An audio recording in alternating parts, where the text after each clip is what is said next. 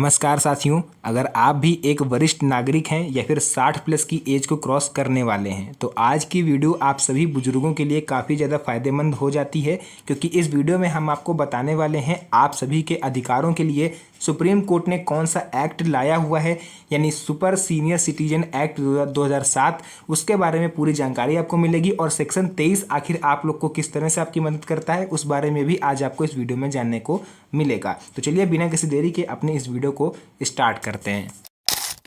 तो यहाँ पर लेके आ चुके हैं आप सभी को सीधे अपने मोबाइल फ़ोन की स्क्रीन पर, और पहला टॉपिक मेरा यहाँ पर रहने वाला है। थोड़ा सा आप लोग को हम परिचय देंगे वरिष्ठ नागरिकों की स्थिति और उनके महत्व के बारे में।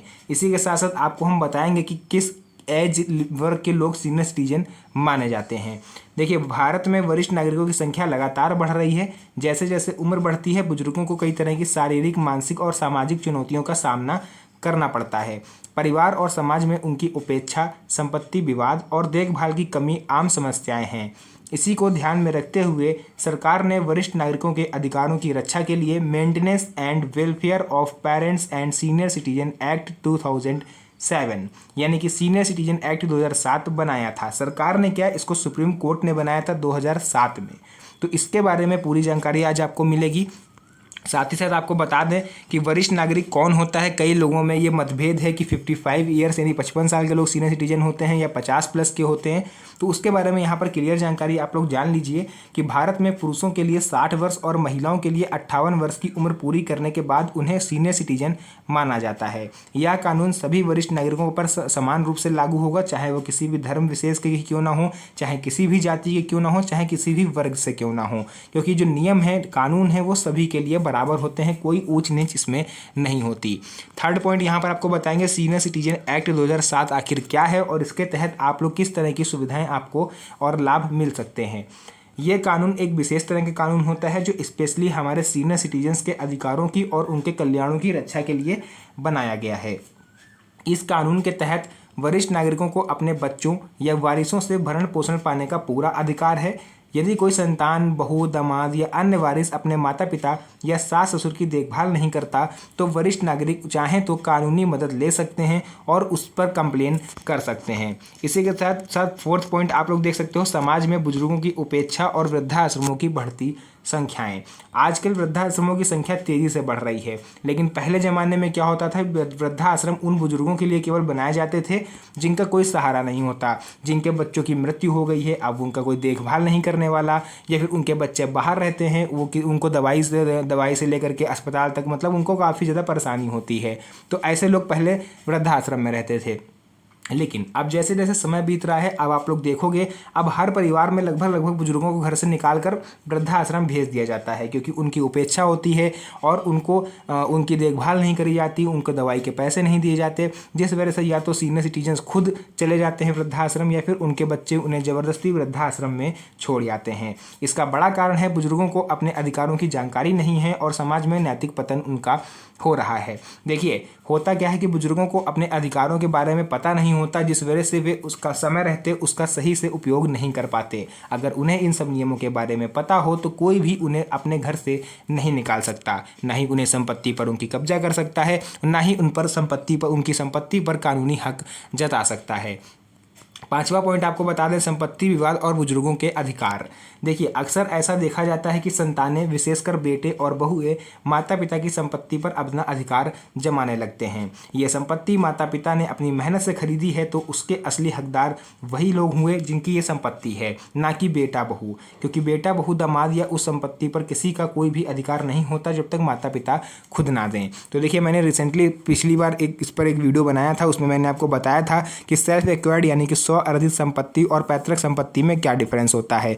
तो अगर आपको वो वीडियो देखनी है तो जाके देख लीजिएगा मेरे चैनल पर। अभी कल ही मैंने उस वीडियो को जस्ट अपलोड किया है। तो उसमें मैंने एक चीज़ बताया था, जो भी व्यूअर्स नए हैं उनकी जानकारी के लिए मैं बता दूं कि आपकी जो जैसे पैतृक संपत्ति जो होती है उस पर बच्चों का अधिकार होता है, क्योंकि वो पूर्वजों से चली आ रही है। लेकिन अगर उनके माता पिता ने अपनी वो संपत्ति खुद के पैसों से कमा के बनाई है तो फिर संतानों का उस संपत्ति पर किसी तरह का कोई अधिकार नहीं होता जब तक माता पिता उसे अपनी इच्छा से वो संपत्ति ना दे दें। आप उस पर कानूनी रूप से क्लेम भी नहीं कर सकते। कई बार क्या होता है कि बहुएं भी सास ससुर को घर से निकालने का दबाव बनाती हैं या पूरी तरह से गैर कानूनी है। तो आइए आपको बता देते हैं सीनियर सिटीजन एक्ट 2007 2007 की मुख्य धाराएं क्या हैं, जो कि आप सुप्रीम कोर्ट की तरफ से ये लागू भी हो चुका है 2007 में ही। हालांकि बहुत टाइम हो चुका है, लेकिन बहुत लोग को इसके बारे में नॉलेज नहीं है, तो आप लोग यहाँ पर खुद से पढ़ सकते हो।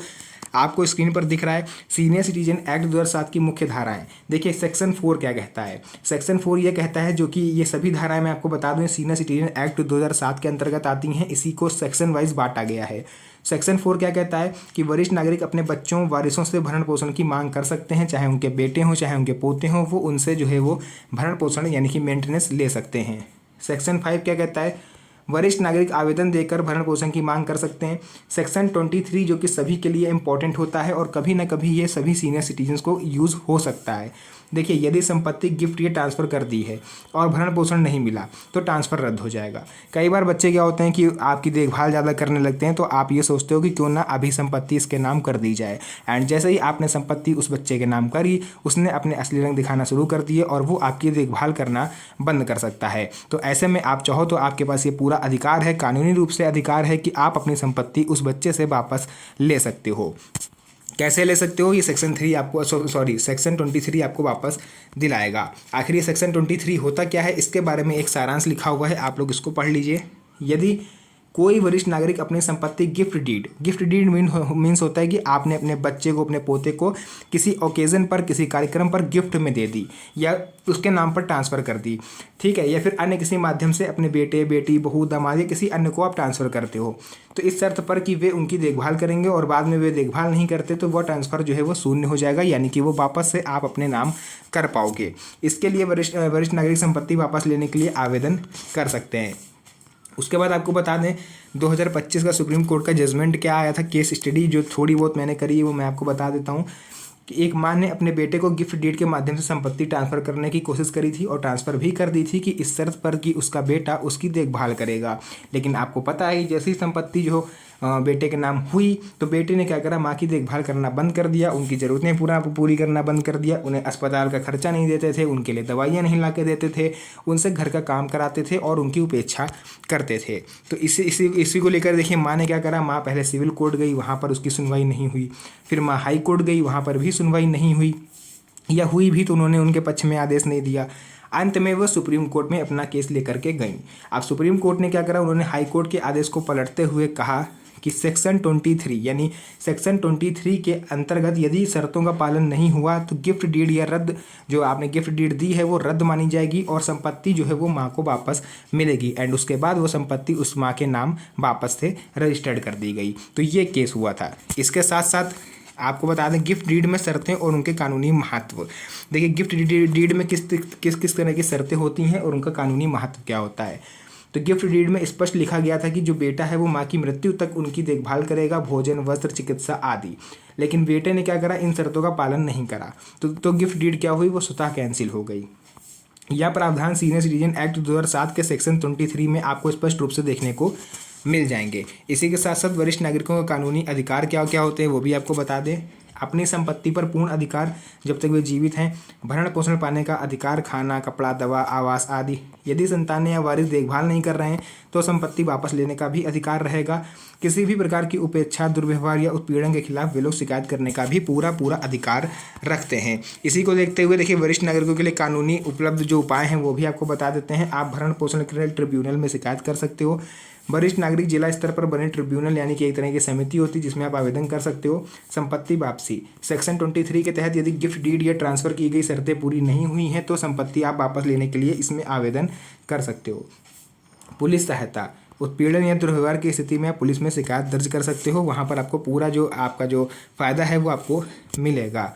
इसी के साथ फ्री लीगल एड यानी वरिष्ठ नागरिकों को वहाँ पर मुफ्त में कानूनी सलाह भी मिल सकती है। तो ये सब चीज़ें थी जो सीनियर सिटीजन्स को जानना जरूरी है। सेक्शन 23 क्या कहता है, सेक्शन 3(4) क्या है, सीनियर सिटीजन एक्ट 2007 क्या है, तो इन सभी के बारे में जो भी जानकारी थी मैंने पूरा क्लियर आपको समझा दिया। वीडियो पसंद आई तो वीडियो को लाइक करके चैनल को सब्सक्राइब जरूर कर लीजिएगा और साथ ही साथ इस वीडियो को अपने आगे यार दोस्तों के साथ भी शेयर करिएगा ताकि उन्हें भी इस चीज़ के बारे में जानकारी हो पाए। तो मिलेंगे आप सभी से नेक्स्ट वीडियो में एक और अच्छी इंटरेस्टिंग मज़ेदार वीडियो के साथ। तब तक के लिए धन्यवाद। जय हिंद।